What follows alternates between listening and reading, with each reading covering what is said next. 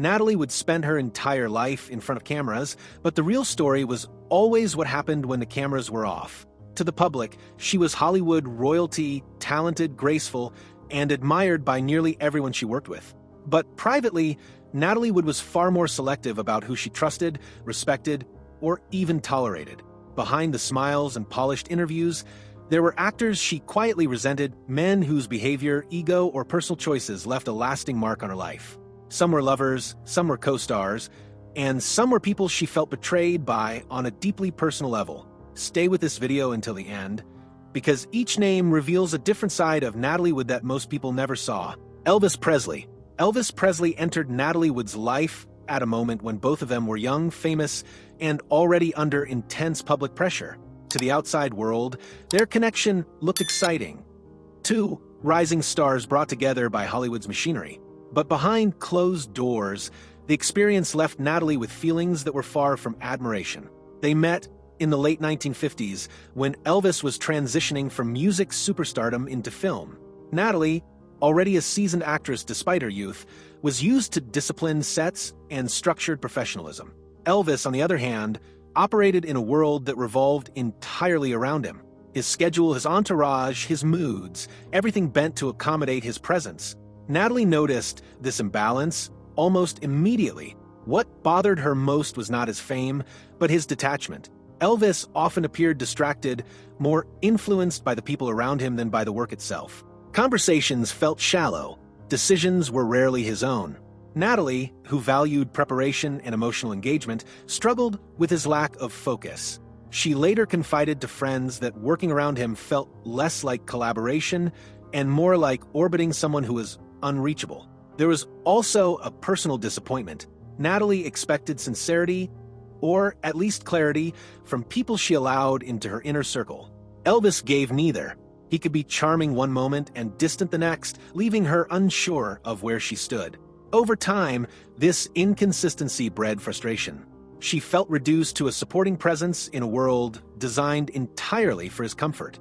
Natalie never publicly attacked Elvis, nor did she attempt to rewrite their history. Instead, she quietly distanced herself. In private conversations later in her life, she described him as someone she couldn't respect on a personal level, not out of cruelty, but because he never truly showed up as himself. For Natalie Wood, that absence mattered more than fame, talent, or public image. By the time their paths fully separated, the impression had already settled. Elvis Presley was not someone she hated loudly or dramatically, but he was someone she learned to dislike deeply in silence. Richard Beymer. Richard Beymer is often remembered as a clean-cut, soft-spoken presence from classic Hollywood films, but Natalie Wood's private experience with him was far more complicated. Their connection formed early in both of their careers, during a time when Natalie was trying to move beyond her child star image and be taken seriously as an adult actress. From the beginning, Natalie sensed a disconnect. Beymer was polite and calm on the surface, but emotionally distant. He approached acting in a detached, almost observational way, while Natalie invested herself deeply into every role and relationship.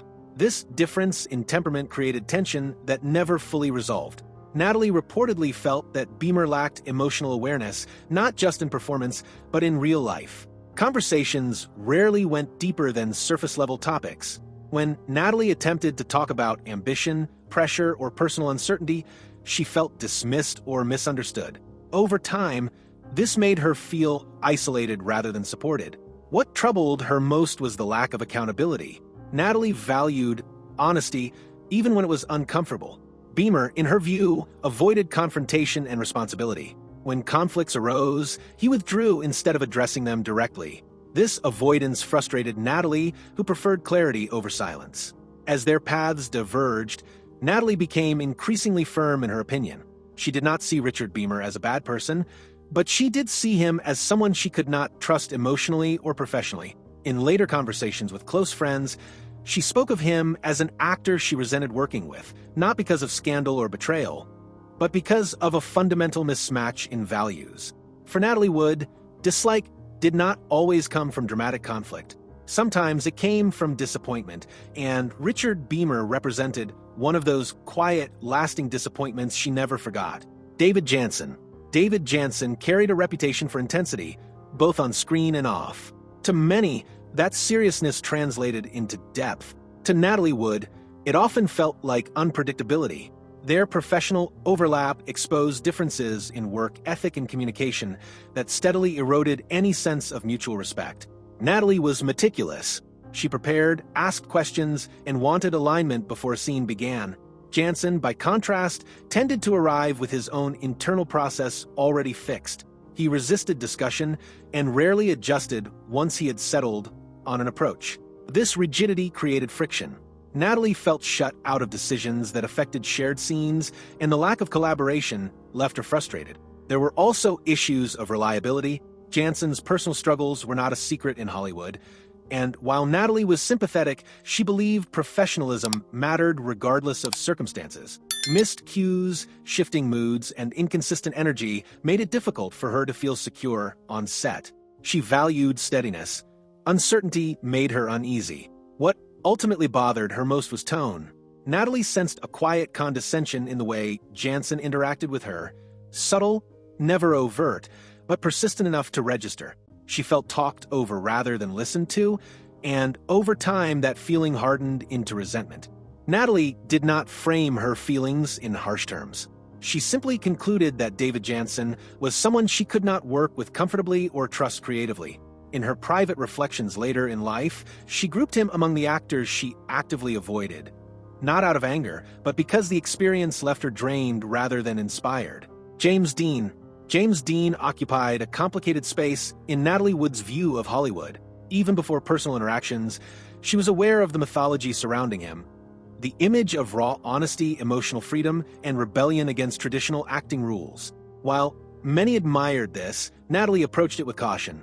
She believed that discipline and emotional control were not limitations, but necessities for meaningful collaboration. When their paths crossed, Natalie quickly sensed how unpredictable Dean could be. His moods shifted without warning. One day, he could be quiet and introspective, the next restless and impatient. Natalie found this instability difficult to navigate. She preferred consistency, especially in professional environments where many people depended on each other to stay grounded. Dean's working style also troubled her. He often relied on impulse rather than preparation, drawing heavily from his personal emotions in the moment. Natalie respected emotional honesty, but she believed it should be guided, not uncontrolled. To her, Dean's method created unnecessary tension on set. Scenes could change suddenly, not because the script demanded it, but because his emotional state had shifted. There was also an issue of boundaries. Natalie felt that Dean sometimes brought personal struggles into professional spaces without regard for how it affected others. Conversations frequently returned to his internal conflicts, leaving little room for shared exchange. Natalie, who valued balance and mutual consideration, found this draining. She felt that working around him required constant emotional adjustment. Over time, Natalie began to interpret his behavior as self-centered rather than misunderstood. While the public framed Dean as sensitive and vulnerable, she experienced him as someone who demanded understanding without offering much in return. This imbalance mattered deeply to her. She believed respect was demonstrated through listening and consistency, not just emotional expression. Natalie never denied James Dean's talent or cultural impact. Her issue was never about his ability, but about the cost of working with him. In private reflections later in her life, she grouped him among the actors she disliked, not out of rivalry or resentment, but because his presence made the work harder, not better. For Natalie Wood, collaboration was built on trust, steadiness, and shared responsibility. James Dean, in her experience, represented the opposite. That contrast stayed with her long after their paths no longer crossed. Robert Wagner's place in Natalie Wood's life was unlike anyone else's. This was not a brief professional conflict or a passing personal disappointment. It was a relationship that unfolded over decades, shaped by love, ambition, separation, reconciliation, and unresolved emotional strain.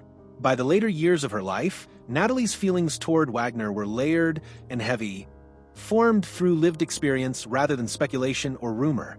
When Natalie first married Wagner, she believed deeply in the idea of partnership. She wanted stability, loyalty, and emotional safety, things she felt had been missing in much of her early life as a child star. At first, Wagner appeared to offer that structure. He was attentive, present, and deeply involved in her world.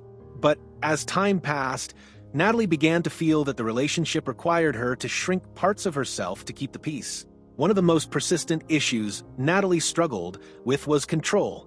According to friends she trusted, she felt Wagner often tried to manage situations indirectly through expectations, emotional pressure, or concern over public image. These behaviors were not loud or obvious, but they were consistent. Natalie valued independence fiercely, and over time she felt constrained rather than protected. Communication was another fracture point. Natalie was emotionally expressive and needed reassurance during moments of uncertainty. Wagner, by contrast, often withdrew during conflict. Arguments were rarely resolved fully. Instead, they lingered beneath the surface, resurfacing later in different forms. Natalie found this exhausting. She believed unresolved tensions slowly eroded trust, and she felt that too many issues were left hanging. There was also a professional undercurrent to their relationship. Natalie worked hard to redefine herself beyond her early roles and to be recognized for her seriousness as an actress. At times, she felt her ambitions were not fully understood or prioritized. She sensed that her success was sometimes viewed through comparison rather than celebration. Whether intentional or not, this perception created quiet resentment. As the years went on, Natalie's feelings became more guarded. She still acknowledged shared history, affection, and responsibility, but she no longer romanticized the relationship. In private conversations later in her life, she spoke of emotional fatigue, of carrying the weight of a partnership that never fully gave her the sense of security she sought. For Natalie, this was the hardest realization. Sometimes the deepest wounds are not caused by strangers or rivals, but by the person you trusted to understand you most. Tony Curtis. Tony Curtis was someone Natalie would found difficult to tolerate over time, not because of a single incident, but because of a pattern of behavior she quietly grew to resent. On the surface, Curtis was charismatic, confident, and well-liked in Hollywood circles. To Natalie, however, that charm often felt performative rather than genuine.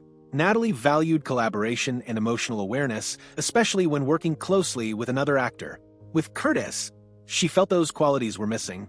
He tended to dominate conversations and situations, steering attention toward himself even in moments that required balance. Natalie sensed that he viewed projects less as shared efforts and more as opportunities to reinforce his own image. What bothered her most was his dismissive attitude toward others' perspectives. Natalie was thoughtful and detail-oriented, often approaching scenes with questions and suggestions meant to strengthen the work. Curtis, in her experience, showed little interest in that exchange. He rarely adjusted his approach, and when challenged, he brushed concerns aside rather than engaging with them. There was also an undercurrent of competitiveness that Natalie disliked. She felt Curtis measured success in terms of visibility rather than substance. This clashed with her belief that strong performances came from restraint, preparation, and trust between actors. Being around someone who constantly sought the spotlight made her uncomfortable and drained. In private conversations later in her life, Natalie described Curtis as emotionally shallow. Not cruel, not openly hostile, but uninterested in depth. She felt that interactions with him lacked sincerity and that his confidence bordered on indifference toward how others felt. Over time, this created distance rather than respect. Natalie did not see Tony Curtis as someone she could rely on creatively or personally. Among the actors she disliked, he represented a specific type of Hollywood personality, talented, successful, but unwilling to look beyond himself. For Natalie, that limitation was enough to leave a lasting negative impression. Before you leave, please like the video and subscribe to the channel. It helps the channel grow and allows more carefully researched videos like this one to reach you. Turn on notifications so you don't miss future videos.